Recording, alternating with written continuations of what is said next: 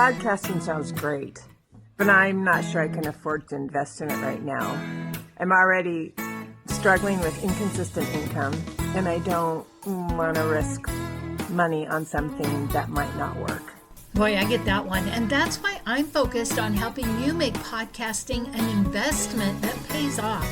With the right strategy, your podcast can start generating income quickly and build long-term revenue. We'll start small and work smart so you can see a return without financial stress. There is one very simple thing you can do to get off this roller coaster. All you really have to do, the first step and my most major tip, is just stop. Just stop. Like, sit down somewhere, find some space, sit down for 2 minutes and just stop. And just doing that is a way to begin the shift. It will be really uncomfortable, lots of thoughts will come up, lots of stuff telling you you're lazy or not good enough or whatever. That's fine. Just stop, let the voices do their thing if they want to. They are not you. But if you don't stop, you'll never get off. Has your life, your dreams been interrupted? Good news. It is possible to reinvent our lives. People are doing it every day, and some are brave enough to share the struggles, disappointments, and challenges. If you are looking for a new beginning, a do-over, or to rediscover your passion, maybe even find a new one, then grab a cup of coffee and let's talk. Interrupted, Act 2, Reinventing Your Legacy, with your host, Coach Lori. She's holding it all together until she can't. She's running on empty, snapping at the people she loves, pushing on through sheer exhaustion. She's tried everything: more sleep, better routines, vitamins, following the gurus, glimmers, and self-care, yet nothing seems to work. Something has to change. But where does she even start? Caroline Murray is the founder of So Done Mom, mentoring So Done moms to ditch depletion and overwhelm so they feel liberated, unfettered, and free to live vibrantly and powerfully in their third act without endless New Age practices or hours in therapy. I love the way Caroline Murray says, "Mum." I can't quite get that British accent.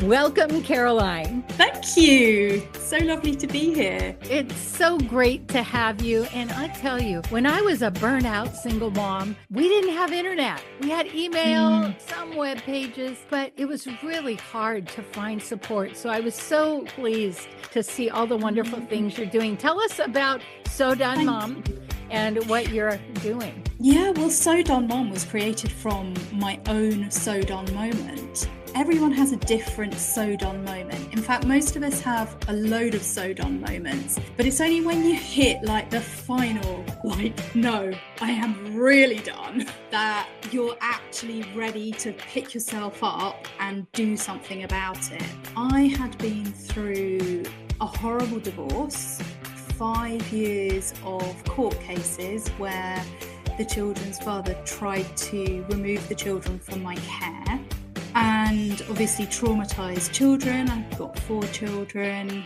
Also, my finances completely changed because I've been a full-time stay-home mum. I had to find a way to support myself, and going out there into the job market with full-time mum for 12 years on your CV, it doesn't really get you very far. I think I got offered a job as a cleaner, which wasn't really going to pay my bills. It was really a tough time. My moment came when I hit the floor, literally screaming, crying.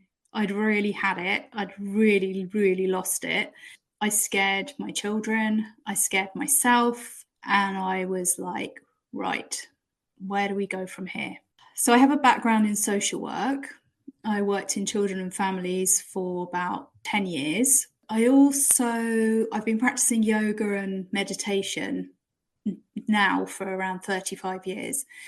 Kind of pulling that all together, also some coaching and support that I'd had through my divorce experience, I created a method that I call the deep peace method. It's very different. It's very immediate. Results isn't really the word. It has an immediate impact. Using that, I was able to move myself forward in a way that was really aligned with my own integrity. Sitting here feeling like I'm going to cry.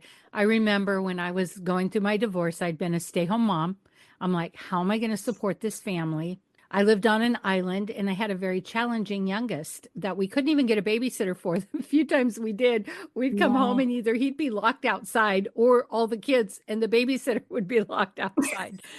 And I'll never forget when I hit the floor and I was crying and I didn't want my kids to see. And this sweet youngest comes to me with a bath towel for my tears. Oh, that's so sweet. I mean, that's the thing. Children do feel everything and they pick up on everything. We're humans as well. We can't help but have emotions, especially you're trying to hold it all together all the time. And when you're going through stuff like that, you can feel like the whole world's against you because you've probably got your exes against you. I mean, some people have, these lovely divorces.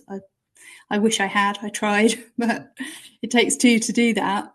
Sometimes you just snap. And I think as well, there's a lot of women like myself who had their children a bit older. I was 35 when I had my first. So by the time they're teenagers, you're going through the perimenopause.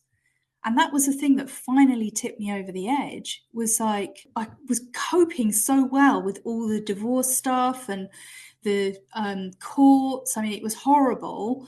But I was managing. I was even, I'd started businesses as well. But the final thing I think that really tipped me over, and I think it was the capacity to cope left me when the perimenopause really kicked in and I was having to deal with all those symptoms on top of all the personal struggles. My heart goes out to you because there are so many single moms that are struggling. Where did you find your support? Well, it was really difficult. My parents were really supportive, which was amazing. But then my dad got sick, so I ended up supporting them. And again, that's something that doesn't really get talked about a lot, how you're between the generations. So you're not only caring for your own kids, or rather caring for your children, but you're caring for your aging parents as well, whether you're a single mom or not. It's still really full on. All the friends I'd had when I was married basically disappeared, which I hear a lot. And it sounds awful, but it's because you're evolving. The friends that you had don't match you where you are. It can be heartbreaking at the time, but it's creating space for new experiences and new people to come into your life. And I did work with coaches, which helped to a degree, but I was really working with them on my business. I was trying to separate the two things, and you just can't really do that.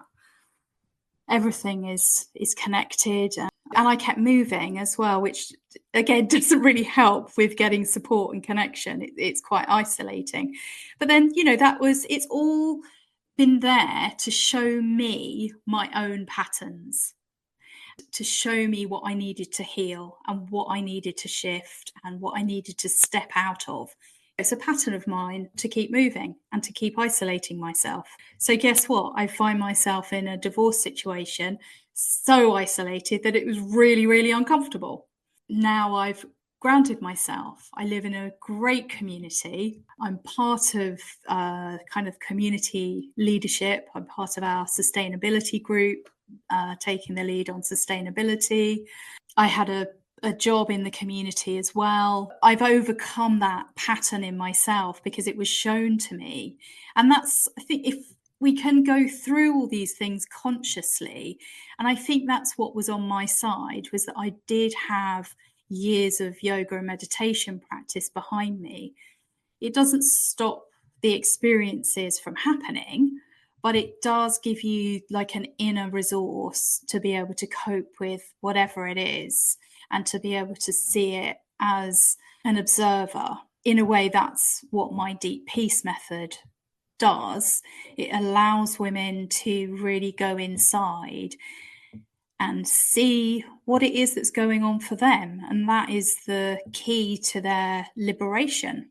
Because we can't affect anything directly that's going on externally without changing who we are inside. I think that's a really important way, pretty much the only way to claim your power as a woman. It's very counter to our culture, Western culture, probably global culture these days, is all about the external and the masculine and doing everything right and being busy and pushing and forcing your way through stuff and the external. What women really need to do to claim our power is to go within and find the source of our power inside us. We have a lot.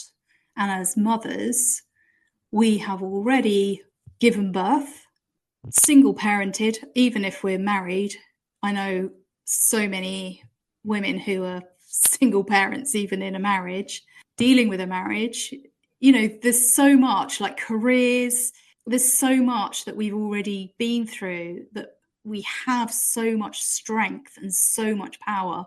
What I really want to do in my work, what my mission is to release that in women. And especially, I think women in our second, third act, however you want to see it, we get to this point, if you can go through menopause and go through that perimenopause, not as just a collection of symptoms that need medical attention, but as a rite of passage, as an opportunity for transformation, then you can come out of the other side with so much wisdom and understanding and so much that you can bring to the world. And I think that is what our world needs, is that essence of motherhood, that quality of motherhood, to impact not just our families but our communities and the world. Just a small mission then. Yeah, just changing the world. My mission is to work with or help other older women share their story, because often, for me, when I went through my divorce, I felt like a failure. When I was raising my kids, I always felt like a failure. Anytime something happened, we dealt with it. We faced it head on. Like you said, I really coped. I feel like I really coped the best I could. And I found myself always feeling like when I was at work, I should be at home. When I was at home, I should be at work. Yeah. All of those things. And I think even though it seems like maybe the younger generation isn't interested, putting ourselves out there like you are on this podcast, like I think you said you wrote a book. Yes, I had all my children at home, gave birth at home. So I wrote a book about my experiences to try and support mums who wanted to have natural births. Because again, that's a gateway to your power. It's been taken away from us, that opportunity. The cesarean rate is so high. The interventions are so high. And it's because women have been terrified out of having natural births. And I don't judge or criticize anybody. It's a very difficult topic to talk about, because people who've had difficult experiences feel very judged about when people are talking about natural birth. It's not the woman's fault. It's nothing to feel guilty about. If you've ended up having a hideous birth, it's because you've been set up. Just know with UK hospitals, and I know it's very similar in America, it's similar in Brazil. I just happen to know Brazil because they've got one of the highest cesarean rates in the world. It's a system. You're getting caught in a system, and you have to be so tuned in, so aware that there is something else to be able to stand up and say no. And I think that's the thing, like with everything like I've been through, I've always been able to, not always, but as far as possible, I connect to that voice inside that tells me what's right, not what the external people are saying. So like with my births, I have my in-laws saying, oh, you don't want to have a natural birth. It's dangerous. I nearly died. And I had even the local midwives were against me. They weren't very supportive. It's being faced with all this pressure to be something. And I think these mums who are sewed on are caught up in this pressure to be like great at work, great housekeepers. Not only that, now we've got to be thin and sexy and have great nails and eyebrows and all these like tiny stupid things that are so irrelevant to showing up as the powerful woman that you are. I mean, if you want to do all that, fine, and it gives you joy, no probs. But it's the pressure of it that I find problematic. I think that's the key, is connecting.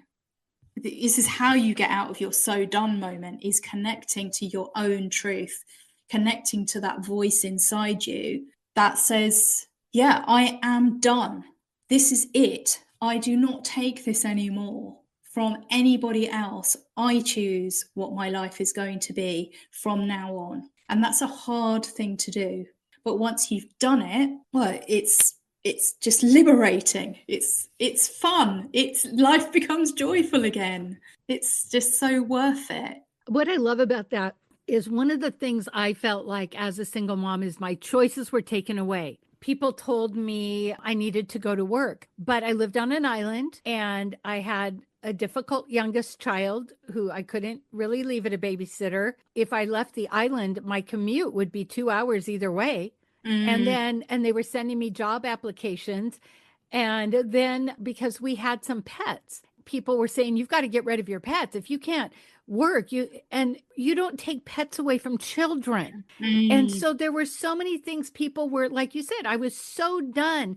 And when I started to stand up for what I believed in, people shed away because they didn't like my choices. And one of them was to not go to work. And I didn't know how I was going to do it. But I was looking, it was before remote work was really a possibility. But I found a place to live, a Christian camp that I didn't know. It was in my community, but it wasn't for our community. They let me have a camper and stay there. I worked in the kitchen and my kids had full run of the camp. Now, if I would have gone back to work, that would have never happened. And because of that, it opened other doors, but I had to be strong enough to go, I know I can't leave the island to go to work. And I couldn't move off the island because the kids wanted their dad. I love what you say, because sometimes we have to go against the grain. So tell us more about, if somebody wants to work with you, what that looks like. So there are a number of ways that people can connect with me. I have an online community called The Motherhood, where we all get together. We have a retreat every week. So that's every Wednesday. There's a weekly recharge retreat.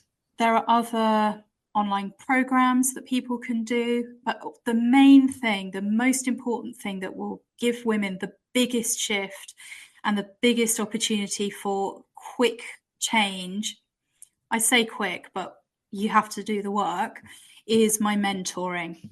So I offer one-to-one mentoring. I haven't just been there and got the t-shirt. I've got the whole blimmin' wardrobe. So, and through my social work, I have a great understanding. I'm not judgy. I know what people have been through, and I understand women's choices. I don't have the answers. I like to work in a very open way where I'm just there as a guide. What you have to do as a so done mom, if you're ready to shift and make the transformation, it's like you're on a roller coaster, and that roller coaster just keeps going round and round and round. And the first thing that you have to do is get off. The next thing, I am standing at the bottom and I have a gate, and I'm opening that gate for women to walk through it and into my beautiful garden, where we will spend some time. I have a survival mode exit plan. The steps for that, the first step is to get to this place of peace, to deal with the emotional stuff, because nothing will change while you're still in a state of heightened anxiety and angst and stress, depletion, and worry. So we really get to the heart of that. And it's not like therapy that can go on for years and years and years. We don't have to go back into your past. It's just an in the moment, where are we at? Let's release it. It's extremely powerful process. The second step, there is not a mum on this planet that is not saying she doesn't have enough time. So we look at some, I call it time sorcery, because it's not just about time management.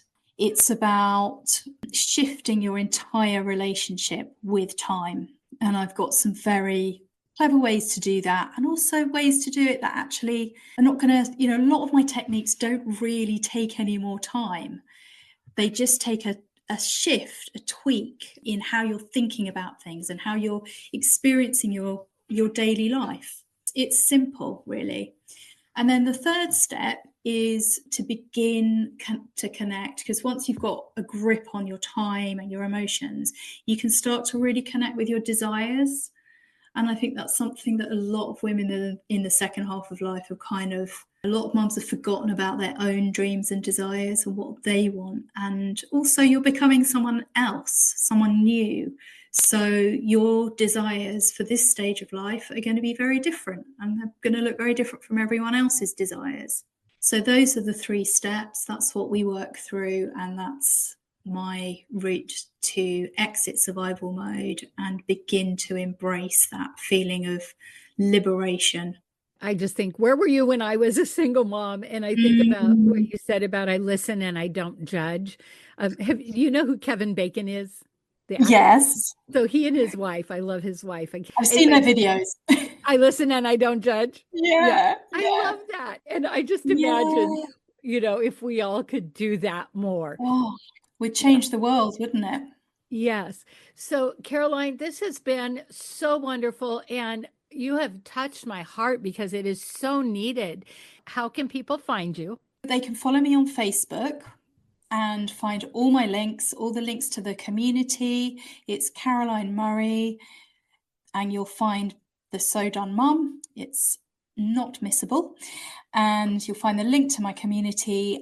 Life is one interruption after another. That was the first thing that I really recognized about being a mum, is how to live your life as one interruption after another. So there's a free gift, which is the training for the survival mode exit plan. It's a brief video training, 10 minutes, and it's also on my Facebook, which you can find Caroline Murray and the So Done Mum. Awesome. Okay, before we go, so many things that you have touched on that are so valuable and so helpful, just understanding what a mom's going through. But what is it you really, really want us to know? There is one very simple thing you can do to get off this roller coaster. All you really have to do, the first step and my most major tip, is just stop. Just stop.